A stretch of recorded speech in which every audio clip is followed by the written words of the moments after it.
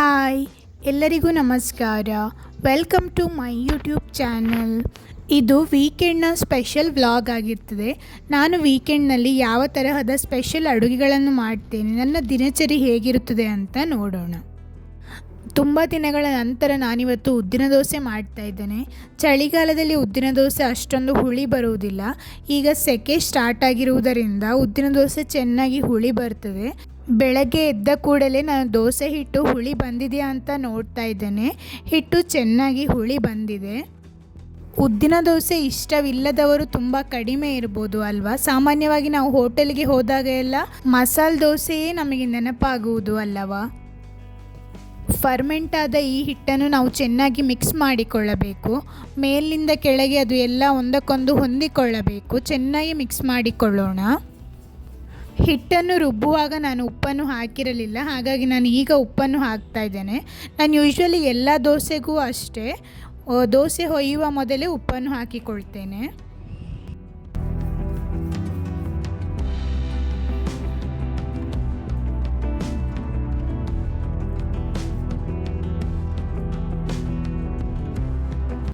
ಬಾದಾಮಿಯನ್ನು ನೆನೆಸಿ ತಿನ್ನುವುದರಿಂದ ಅದರಲ್ಲಿರುವ ಪೋಷಕಾಂಶಗಳೆಲ್ಲ ಚೆನ್ನಾಗಿ ಬಿಡುಗಡೆಯಾಗ್ತದೆ. ಬಾದಾಮಿಯಲ್ಲಿ ಮೆಗ್ನೀಷಿಯಂ ಮತ್ತು ವಿಟಮಿನ್ ಇ ತುಂಬ ಚೆನ್ನಾಗಿದೆ. ಬುದ್ಧಿಶಕ್ತಿಗೆ ಕೂಡ ಬಾದಾಮಿ ತುಂಬ ಒಳ್ಳೆಯದು. ರಾತ್ರಿ ಮಲಗುವ ಮುಂಚೆ ಬಾದಾಮಿಯನ್ನು ನೀರಿನಲ್ಲಿ ನೆನೆ ಹಾಕಿ ಮರುದಿನ ಬೆಳಗ್ಗೆ ಅದರ ಸಿಪ್ಪೆಯನ್ನು ತೆಗೆದು ತಿನ್ನುತ್ತೇವೆ. ದಿನಕ್ಕೆ 5ರಿಂದ 10 ಬಾದಾಮಿಯನ್ನು ತಿನ್ನಬಹುದು. ಬೆಳಗ್ಗೆ ತಿಂದರೆ ತುಂಬ ಒಳ್ಳೆಯದು. ಉದ್ದಿನ ದೋಸೆಗೆ ನಾನು ಬೆಳ್ಳುಳ್ಳಿ ಚಟ್ನಿಯನ್ನು ಮಾಡ್ತಾ ಇದ್ದೇನೆ. 4ರಿಂದ 5 ಬೆಳ್ಳುಳ್ಳಿ ಹಾಗೂ 1-2 ಕೆಂಪು ಮೆಣಸನ್ನು ಎಣ್ಣೆಯಲ್ಲಿ ಸ್ವಲ್ಪ ಫ್ರೈ ಮಾಡಿ ತೆಂಗಿನಕಾಯಿಯೊಂದಿಗೆ ರುಬ್ಬಿಕೊಳ್ತಾ ಇದ್ದೇನೆ. ಉದ್ದಿನ ದೋಸೆಗೆ ಸ್ವಲ್ಪ ಗರಂ ಆದ ಚಟ್ನಿ ಇದ್ದರೆ ತುಂಬ ಚೆನ್ನಾಗಿರುತ್ತದೆ.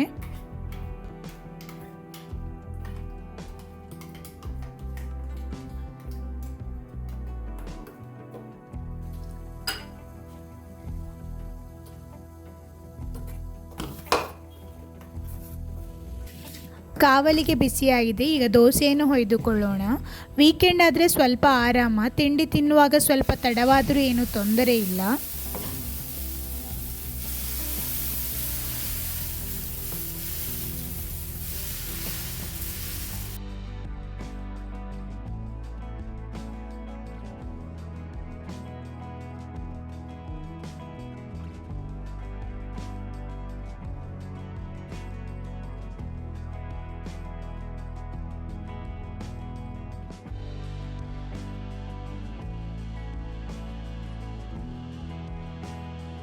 ಗಮ್ಮತ್ತು ದೋಸೆ ಎಲ್ಲ ತಿಂದು ನಾನು ಮಧ್ಯಾಹ್ನದ ಅಡುಗೆಗೆ ತಯಾರಿ ಮಾಡ್ತಾ ಇದ್ದೇನೆ. ಇವತ್ತು ಹರಿವೆ ಸೊಪ್ಪು ಹಾಗೂ ಅಲಸಂಡೆ ಕಾಳನ್ನು ಹಾಕಿ ಸಾಂಬಾರು ಮಾಡ್ತಾ ಇದ್ದೇನೆ. ಫ್ರೆಶ್ ಹರಿವೆ ಸೊಪ್ಪು ಉಂಟು. ನೆನ್ನೆ ಹೋಗಿ ಮಾರ್ಕೆಟಿಂದ ತೆಗೆದುಕೊಂಡು ಬಂದದ್ದು. ನಾನಿದನ್ನು ಕಟ್ ಮಾಡಿ ನೀರಲ್ಲಿ ಹಾಕಿಟ್ಟಿದ್ದೇನೆ. ಜೊತೆಗೆ ಅಲಸಂಡೆ ಕಾಳನ್ನು ನಾನು ರಾತ್ರಿಯೇ ನೆನೆ ಹಾಕಿದ್ದೆ. ಇದು ಚೆನ್ನಾಗಿ ನೆನೆದಿದೆ. ಇದೆರಡನ್ನು ಮಿಕ್ಸ್ ಮಾಡಿ ಇವತ್ತು ಸಾಂಬಾರು ಮಾಡ್ತಾ ಇದ್ದೇನೆ. ತೆಂಗಿನಕಾಯಿ ರುಬ್ಬಿ ಹಾಕಿ ಮಾಡುವಂತಹ ಸಾಂಬಾರು, ಮಂಗಳೂರು ಸ್ಟೈಲ್ ಸಾಂಬಾರು.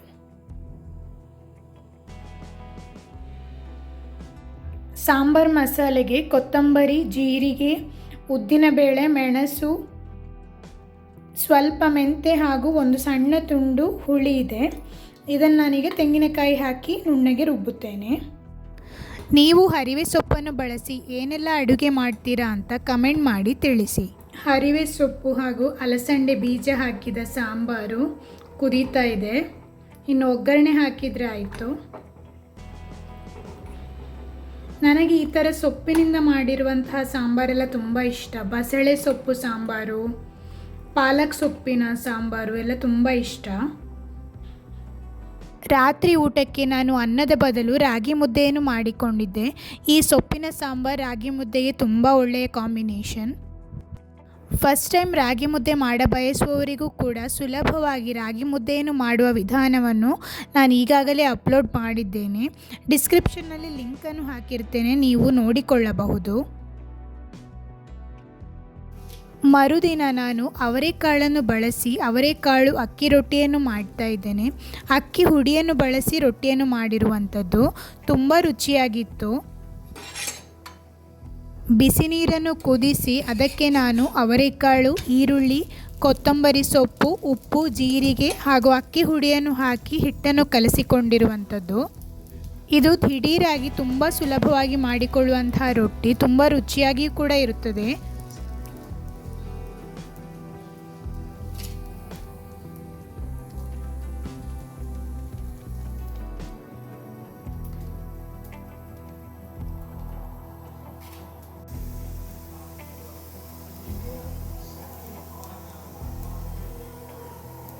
ಯೂಶ್ವಲಿ ನಾವು ವೀಕೆಂಡ್ನಲ್ಲಿ ತರಕಾರಿ ತರಲು ಹಾಸನದಲ್ಲಿರುವ ಮಾರ್ಕೆಟ್ಗೆ ಹೋಗ್ತೇವೆ. ಬನ್ನಿ, ನಿಮ್ಮನ್ನು ಕರೆದುಕೊಂಡು ಹೋಗ್ತೇನೆ. ಹಾಸನದ ತರಕಾರಿ ಮಾರ್ಕೆಟ್ ಹೇಗಿದೆ ಅಂತ ನೋಡಬನ್ನಿ.